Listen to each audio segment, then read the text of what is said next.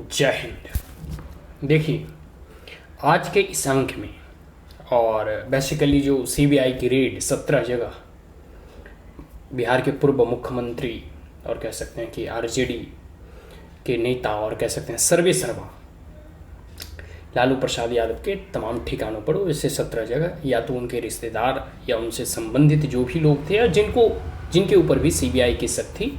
उन तमाम 17 जगह पर जो छापे पड़े हैं, इसको लेकर हम लोग चर्चा करेंगे। लेकिन इस अंक को और इस मुद्दे पर बात करने से पहले हम कुछ जो है अतीत का या फिर प्राचीन काल के एक बहुत बड़े विचारक कौटिल्य चाणक्य के अर्थशास्त्र को अगर आप पढ़ेंगे या फिर मगध के एम्पायर और मगध साम्राज्य के बारे में पढ़ेंगे, तो खास करके इनकी जो अर्थशास्त्र, इनका जो ग्रंथ है, रचना है, उनमें भ्रष्टाचार का जिक्र मिलता है। मतलब प्रशासनिक भ्रष्टाचार हो गया या फिर भ्रष्टाचार से कैसे निपटा जाए, या भ्रष्टाचार एक बहुत बड़ी समस्या थी उस कार्यकाल में भी। प्राचीन काल की मैं बात कर रहा हूँ। और प्राचीन काल से आधुनिक काल, अभी वर्तमान समय में जब भ्रष्टाचार पूरे के पूरे समाज में व्याप्त है, तो हमें लगता है कि यार भ्रष्टाचार तो अभी बहुत अधिक है। लेकिन यह बातें और यह समस्याएं बहुत ही प्राचीन काल से चली आ रही है और इसको लेकर समय समय पर, ठीक है, अपने अपने काल में हर एक सम्राट और शासकों ने, जो कि जनता के हित में कार्य करते थे, वो हमेशा स्टेप्स और कदम उठाया करते थे अपने अपने अनुसार से, ताकि इस भ्रष्टाचार के ऊपर अंकुश लगाया जा सके और इसे नियंत्रित किया जा सके। देखो, भ्रष्टाचार तो एब्सोल्युटली खत्म नहीं हो सकता, लेकिन हाँ, इसे कम किया जा सकता है, इसे नियंत्रित किया जा सकता है। तो पहले मैं थोड़ा कौटिल्य चाणक्य के अर्थशास्त्र के बारे में जिक्र करना इसलिए उचित समझा क्योंकि बात मगध की हो, बात बिहार की हो, यह रेड और स्पेसिफिकली लालू प्रसाद का पूरा जो है जीवन परिचय ही बिहार से मिलता है। ठीक है, तो ये पूरे 17 जगहों पर जो है कह सकते हैं ठिकानों पर जो लालू प्रसाद यादव से संबंधित थे या उनके रिश्तेदार थे या उनके ही पटना का आवास हो गया, दिल्ली में उनकी बेटी मीसा भारती का, या जहाँ जहाँ भी जो है सीबीआई को जो है शक हुआ, संदेह के घेरे में जो लोग भी आए, वैसे 17 जगहों पर ऐसा मतलब सीबीआई की रेड पड़ी है। तो जो विपक्षी पार्टी है, या खास करके आरजेडी की बात कर रहा हूँ मैं, या कोई अन्य भी, या उनके जितने भी फॉलोवर्स या समर्थक हैं, उन्होंने सिंपल सा एलिगेशन लगा दिया कि सीबीआई तो पपेट होती है सेंट्रल गवर्नमेंट की, या सीबीआई तो राजनीतिक प्रतिद्वंदियों या फिर विपक्षियों के ऊपर जो है बदले की भावना से कार्रवाई करती है। ये तो एक उसका आयाम है जो हर एक विपक्षी पार्टी जो है करती है, इसमें कोई दो राय नहीं है। लेकिन आप इस बात को नकार नहीं सकते कि बिहार या फिर पूरे के पूरे, मैं आरजेडी पार्टी की बात कर रहा हूँ, कि उनके कार्यकाल में, लालू प्रसाद यादव के कार्यकाल में या राबड़ी देवी के कार्यकाल में, या फिर अभी भी अगर पूरी के पूरे ये जो मामला है ये रेलवे भर्ती से संबंधित है कि जब वह रेल मंत्री थे लालू यादव, तो कई एक ऐसी भर्तियों में जो है वो प्रोक्ष या अप्रोक्ष रूप से जो है मुद्रा और पैसा घूस को, जैसे अब एक होता है तो कि आप डायरेक्ट घूस देते हैं, और एक होता है कि आप घूस के बदले घूस ना लेकर के बल्कि कहीं ज़मीन, कहीं प्लॉट, कहीं का फ्लैट, कहीं का गेस्ट हाउस, फिर जो है बेनामी संपत्ति होता है कि संपत्ति सारा अपने नाम ना करवा के अपने बेटे के नाम, अपने भतीजे के नाम, अपने रिश्तेदारों के नाम, ऐसा मतलब सुनने को मिलता है। और सीबीआई इस जांच में पाई है कि बहुत सारे जो उनके यहाँ जो गौशाला और कह सकते हैं कि में काम करने वाले वहाँ के घर के नौकर, मतलब लालू यादव के घर के नौकर के नाम से कई करोड़ों की प्रॉपर्टी है, और वो प्रॉपर्टी फिर हुआ नौकर हुआ और वह घर में काम करने वाला कर्मचारी जो है फिर लालू यादव की बेटी या फिर बेटे या फिर लालू यादव को दान कर देता है। तो ये सब सारे भ्रष्टाचार के बहुत सारे एंगल्स हैं। ठीक है, तो एक बात से यह जो बात है, प्रथम दृष्टया अगर कोई भी व्यक्ति हो, सामान्य भी व्यक्ति हो, तो कोई भी, और सिर्फ लालू प्रसाद की बात नहीं करो, आप कोई भी एक पॉलिटिकल पार्टी को उठाकर देख लो,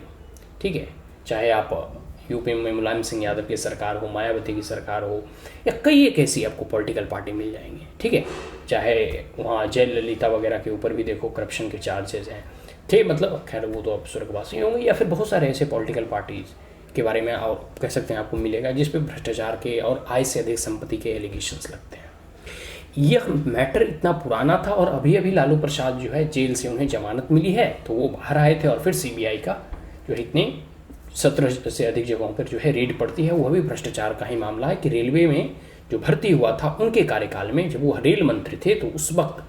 भर्ती के लिए परोक्ष या अप्रोक्ष रूप से, प्रत्यक्ष या अप्रत्यक्ष रूप से जो है बहुत सारे करप्शन हुए थे। और इसकी शिकायत जो है शिवानंद जो है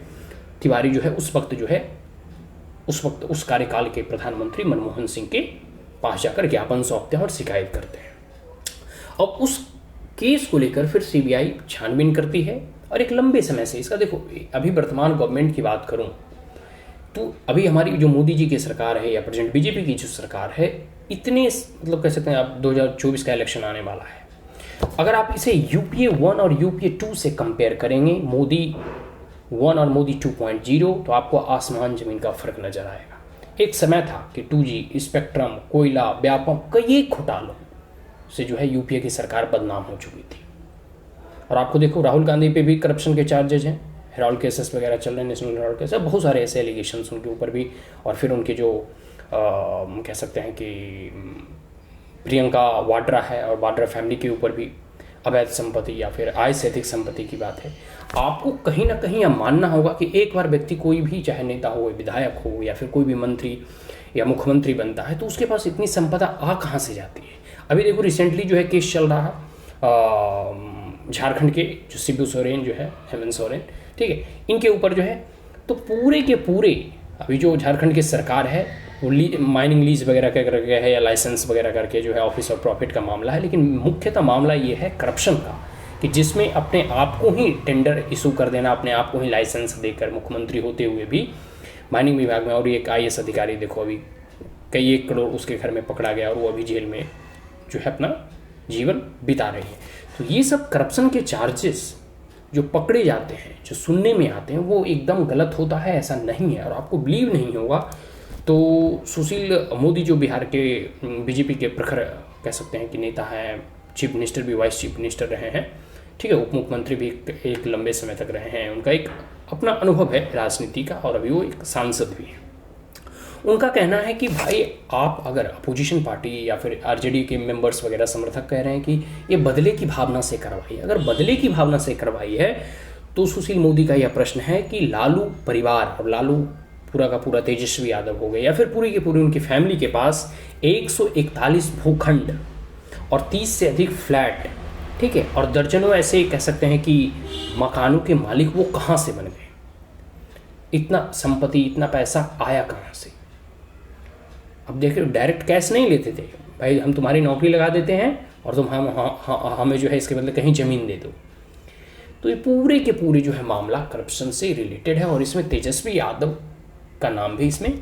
जो है शामिल है। तो ये पूरे के पूरे जो है कह सकते हैं कि वर्तमान सरकार जो है करप्शन के एकदम अगेंस्ट है। और मोदी गवर्नमेंट के बारे में देखो, ये इतने सालों तक मुख्यमंत्री भी रहे हैं और प्रधानमंत्री भी रहे, लेकिन not a single case of corruption against Modi. Modi के खिलाफ कोई भी एक भी करप्शन और भ्रष्टाचार का आप कह सकते हैं कि केस आपको नहीं मिलता है। प्रधानमंत्री के कार्यकाल होते हुए भी इतने जो कह सकते हैं कि अब 2 टर्म पूरा होने वाला है, 1-2 साल में पूरा 24 में इलेक्शन है, इस 2 टर्म में भी एक भी करप्शन आपको किसी भी जो है मंत्रालय में या फिर किसी भी कह सकते हैं कि एडमिनिस्ट्रेटिव जो केंद्र सरकार के अंतर्गत है या फिर पूरे के पूरे प्राइम मिनिस्टरशिप के कंट्रोल में है, उसमें आपको देखने को नहीं मिलेगा। तो प्रेजेंट गवर्नमेंट जो है अगेंस्ट करप्शन है, अगेंस्ट अपोजिशन नहीं है, इस बात को मानना होगा। और ये सारी चीज़ें जो है सीबीआई की रेड या फिर पड़ती है, तो सीबीआई भले ही कह सकते हैं कि सेंट्रल गवर्नमेंट के इस्टेब्लिशमेंट एक्ट के अकॉर्डिंग जो है उनका स्थापना हुआ था, बट इसकी भी अपनी एक ऑटोनॉमी है। और जब केसेस जाते हैं, जैसे शिवानंद तिवारी ने केस इसमें या फिर प्रधानमंत्री को, उस वक्त के प्रधानमंत्री मनमोहन सिंह को ज्ञापन सौंपा था, उसके एक लंबे अरसे के बाद सीबीआई ने कुछ साक्ष्य जुटाए। साक्ष्य जुटाने के बाद ही कभी कहीं रेड वगैरह पड़ता है,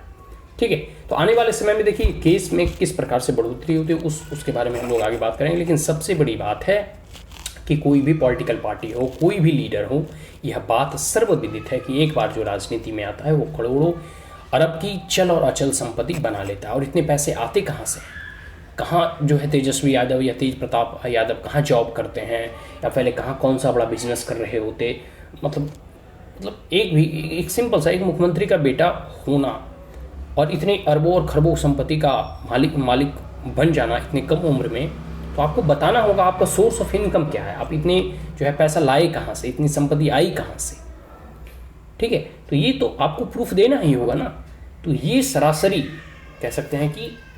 करप्शन और जो घूसखोरी, जो घूस लेते हैं, चाहे किसी में भर्ती में हो या किसी भी चीज़ों में, उसका मामला है। कहीं भी ऐसा प्रतीत नहीं हो रहा है कि यह विरोध की भावना से किया गया है। सीबीआई और जो भी एडमिनिस्ट्रेटिव विंग है वो अपना कार्य करेगी, इसमें कोई रोक नहीं है। और आने वाले समय में, अभी तो कह सकते हैं प्रधानमंत्री का 2 साल अभी और बाकी है, जिन जिन के ऊपर भी करप्शन के चार्जेस हैं उनको अकॉर्डिंग टू लॉ जो है, कानून के अनुसार, संविधान के अनुसार जो भी कार्रवाई होगा उन पर होना ही चाहिए। और ऐसे तमाम, चाहे कोई भी किसी भी स्टेट में जो है कह सकते हैं कि जो भी एक बार राजनीति में आते हैं, तो राजनीति जो है भ्रष्टाचार का एक माध्यम नहीं होना चाहिए। राजनीति जो समाजवाद की विचारधारा होती है, कहते तो बड़े हैं कि हम पीपल्स के वेलफेयर के लिए आ रहे हैं, लेकिन उद्देश्य कुछ और होता है, उनका पर्पस कुछ और होता है। ठीक है, तो इन चीज़ों को देखते हुए यह कार्रवाई बहुत अच्छा है और ऐसे तमाम नेताओं पर शिकंजे कसे जानी चाहिए जो जनता को कह सकते हैं कि एक प्रकार से भरगलाने का काम करती हैं, जो मेटोरियस कैंडिडेट होता है या फिर जिन्हें नौकरी मिलनी चाहिए थी उन्हें नहीं मिलता है। वो सारे फैक्टर होते हैं, कास्टिज्म वगैरह होते हैं, अपना पार्टी पॉलिटिक्स होता है, अपने ही पॉलिटिकल मेंबर को नौकरी देना, जो पहुंच वाले और अप्रोच वाले होते हैं उन्हीं को नौकरी मिल पाती है। तो ये सब सारे के सारे मैटर